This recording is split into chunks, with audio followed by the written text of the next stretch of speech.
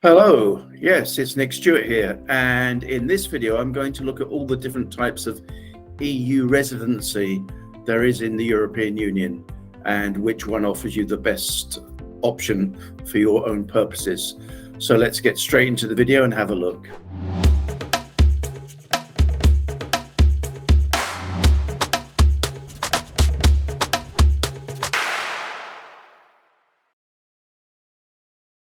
So in this video, I want to look at the different options for EU residency and why you would want to take EU residency in the first place. What is your aims from it?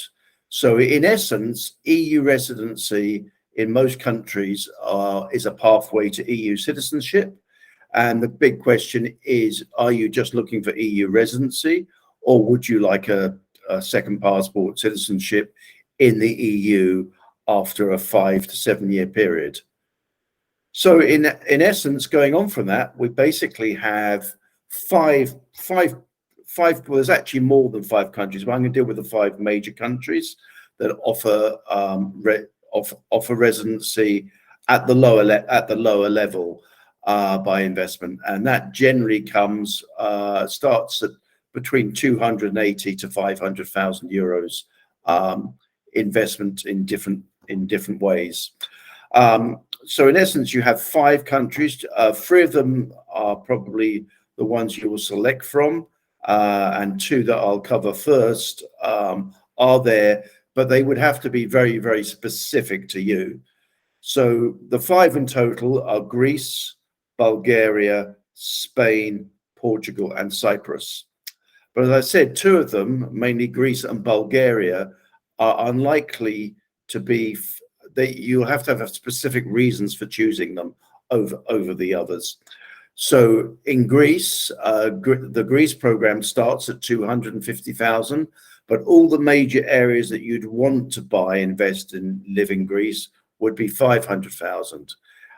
You have the right after 7 years to convert to citizenship, but you do have to do a Greek language test.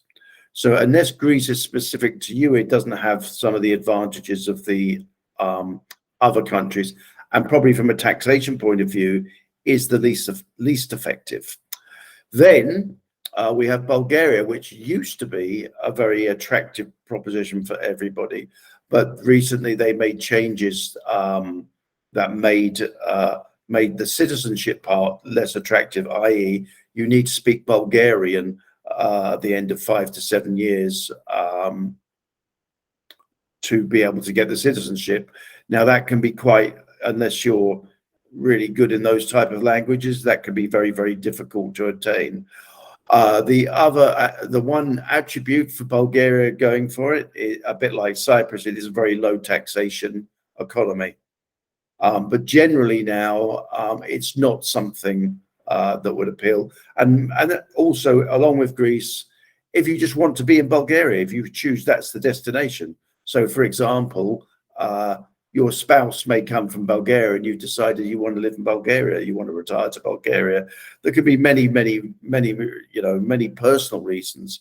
But outside of personal reasons, I think the 3 that I'm going on to talk about are probably your better options. Okay. So let's deal with Spain first. Spain has a program, basically 500,000 euros, and you get a very quick residence card to visit Spain.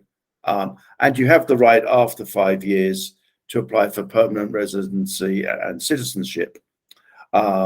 Also in Spain, if you come from certain countries, you can be fast-tracked after 2 years. So the Philippines springs to mind. There's a lot of Filipinos make their way over to Spain, and also some of the South American countries. There'll be a list. I don't quite have to hand right now, but places like Argentina, Chile, and so forth have a program with Spain where you can be fast-tracked, i.e., less than 5 years. It's a great place to live. I lived in Spain for 12 years. Has a wonderful lifestyle. Has a lot going for it.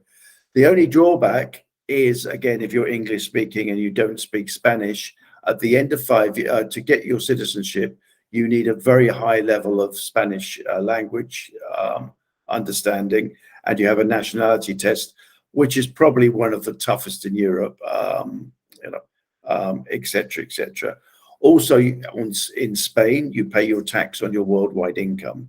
It's something to bear in mind. Okay, now we'll go into Cyprus. And Cyprus has a lot going for it. Number one, Cyprus entry level starts 300,000, which you can invest in government bonds or in real estate. It also has the only permanent PR program in the whole of Europe. By permanent, I mean that once you have it, you don't have to renew it. So all the other programs I've talked about, you'll have to renew them after a year, 2 years, different places, different rules for different places, but it's permanent. And thirdly, you have a very low taxation level. It's one of the most tax effective places in the whole of the EU. And generally, Cyprus also has benefits that it's English. It's the English language. So unlike Greece, when you come to do your citizenship, any tests or any nationality will at that time will be in English. So it's much easier to ascertain going direct to citizenship. So Cyprus itself is a very interesting place. And then there's Portugal, and Portugal's the place that I chose, but it's not for everybody. But Portugal has a lot of things going for it. So I picked it for lifestyle and tax. The lifestyle is as good as anywhere in Western Europe. The people are lovely. It's generally voted one of the top 3 safest countries in the world, depending on which article you read. And their taxation system, they have a thing called the non-habitual tax regime. And that's very advantageous for certain types of people, but not everybody. So I was recently at a summit in Lisbon, and Nomads Immigration Summit, and there was a lovely lady from Curacao, but Curacao was actually on the blacklist. And so therefore it didn't actually, the benefits of the non-habitual tax regime weren't open to people from Curacao, for example. So you need to know, you need to understand the main systems. But the main system about the taxation that you need to know is if you control how your money's paid to you, then you have a very low tax rate. For example, you pay 0% on dividends and 0% on royalties. And that can be very advantageous. Just bear in mind, you have to create the dividend, and normally that means your company has to pay a profit and pay tax in the origination of the country to get those benefits. There are some countries that don't mean that you have to have corporation tax to pay tax. So that is basically a snapshot. Obviously, I tried to make the videos pretty quick, so I don't go into a great detail. I'll probably do one individual video on each of the main ones later on for you to look at. But I hope you enjoyed the content and it gives you a flavor of the different options out there as far as EU residency is concerned. If you like the video, please like it, and please hit the subscribe button on our video channel so more people can get to see our videos.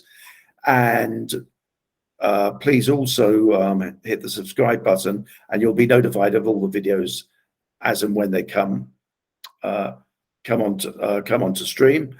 And in the meantime, it's goodbye from me, and I'll see you in the next video. Bye for now. Thanks for watching the video, and please feel free to connect with me on my personal website, nickstewart.co. Really looking forward to hearing from you. Bye for now.